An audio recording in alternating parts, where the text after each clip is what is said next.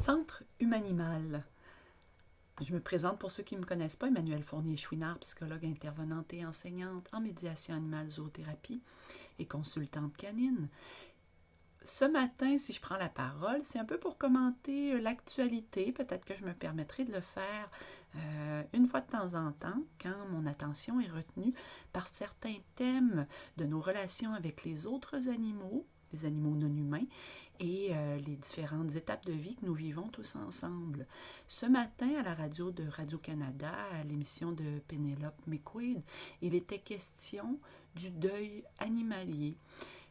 C'était intéressant d'entendre les intervenantes qui prenaient la parole là-dessus et qui relevaient les différents éléments là, en lien avec ce deuil, à la fois sur toutes les similitudes qui font du deuil de l'être aimé non humain, les similitudes avec le deuil des êtres aimés humains que nous pouvons perdre. Toutefois, pour les interlocutrices, il y avait cette idée que ce qui distinguait peut-être le deuil de l'animal non humain du deuil avec les animaux, avec les êtres humains, eh bien, c'était la portion de tabou autour de ce deuil-là. La portion à l'effet qu'il est difficile parfois pour les gens qui ont eu des liens forts, intimes, puissants avec des êtres d'une autre espèce, de partager leur souffrance associée à la perte lorsque les interlocuteurs autour n'ont pas nécessairement eu ce type de relation, par exemple. Ça, c'est moi qui l'ajoute. C'est plus difficile de partager son deuil animalier avec monsieur ou madame tout le monde qui n'a pas nécessairement vécu ce type d'attachement profond avec un être d'une autre espèce. Alors, ça peut rendre ça compliqué, parfois soulever des hontes, des gênes, des sentiments d'être vaguement anormal, voire un peu pathologique dans cet amour de l'autre d'une autre espèce. Toutefois, je pense que le message des gens qui étaient interviewés était vraiment de normaliser ce deuil. Et tout à fait, perdre un être cher qui est avec nous au quotidien, qui va occuper une grande place de notre vie quotidienne. Et peut-être un être cher aussi, j'ajouterais, pour qui l'intensité parfois fusionnelle du lien peut nous amener, nous comme humains, à projeter des morceaux de nous-mêmes ou prêter de traiter cet être-là parfois comme un peu une extension de nous-mêmes. À sa mort, c'est une partie de nous à ce moment-là qui mourrait et notre travail de deuil sera de se réapproprier ces portions qu'on avait mises sur cet autre d'une autre espèce et comment on peut se réapproprier ça, en plus de concrètement éprouver devoir éprouver le manque au quotidien, hein, et devoir aménager des nouvelles façons de faire, des nouvelles routines qui ne tournent plus nécessairement autour de cet être-là que l'on devait nourrir, câliner, parfois réprimander, sortir pour les besoins, peut-être aller marcher.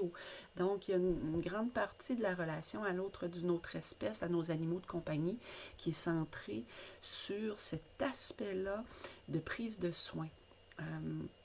Bref, je vous invite à réécouter peut-être en rediffusion cette émission-là du 1er, nous sommes le 1er septembre aujourd'hui, de Penelope McQuaid. Dans la première portion de l'émission, il y avait ce thème du deuil animalier. Encore une fois, évidemment que moi, dans mon angle de vue et dans mon domaine, je suis appelée à entendre toutes sortes d'émissions comme ça ou lire des livres en lien avec tout ça. Et souvent, ce que je constate, c'est qu'il y a une partie oubliés de ce type de deuil. Les grands oubliés du deuil animalier sont les autres animaux de la famille interespèce. Alors, on parle des questions d'euthanasie, de la culpabilité, être là lors du passage, que faire du corps, du cadavre, comment on organise ça et les rituels associés. Et moi, ce que je déplore, c'est que souvent, on le pense du point de vue humain, pour nous, pour nos enfants, pour l'entourage, comment on organise ça, mais on oublie ces autres animaux, hein, qui sont très, très liés, très, très proches. Et là, qu'est-ce qu'on en fait? Pour ma part, ici au Centre Humanimal, on a souvent des pratiques. La plupart du temps, on essaie d'avoir des pratiques qui vont être respectueuses de toute la famille interespèce, avec des rituels qui intègrent toute cette famille interespèce. Concrètement, ça peut vouloir dire faire une euthanasie à domicile en présence des autres animaux, dans la cour par exemple.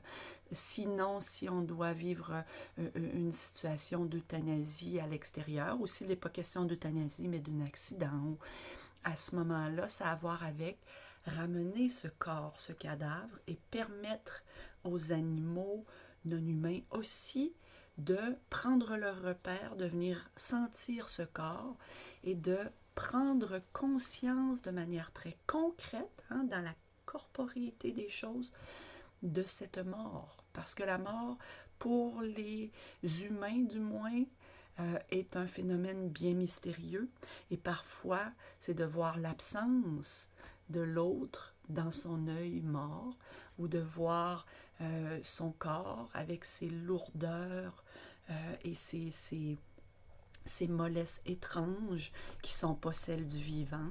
C'est de mettre cette main sur ce corps qui permet de comprendre la réalité de la mort, qui n'est pas en train de dormir, il est mort. Donc, cet aspect-là, il est très important et moi j'ai vu au fil des années que pour les autres chiens, les chats, les rats, ils ont besoin aussi d'aller sentir pour ne pas chercher indéfiniment ce partenaire très très proche qui soudainement est parti, puis on ne sait pas, il va-tu revenir, il reviendra-tu pas, qu'est-ce qui est arrivé, les animaux se questionnent aussi d'une certaine façon dans leur façon propre à leur espèce, mais quelque part, quand un être qu'on chérit disparaît du jour au lendemain, on a des comportements particuliers.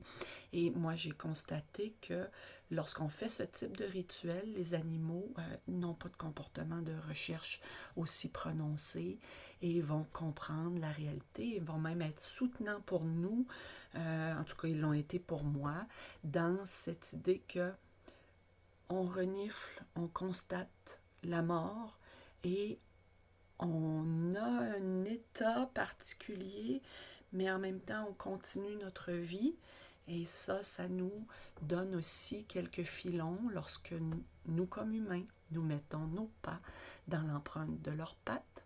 Peut-être que ça peut être aidant et qui peuvent là aussi être de fabuleux guides pour nous apprendre les voies de composer avec ce cycle de vie, mort, vie qui est celui que nous habitons tous sur cette planète. Alors voilà, j'avais envie de partager ces réflexions avec vous et je souhaite que ça puisse alimenter votre propre réflexion. Au revoir.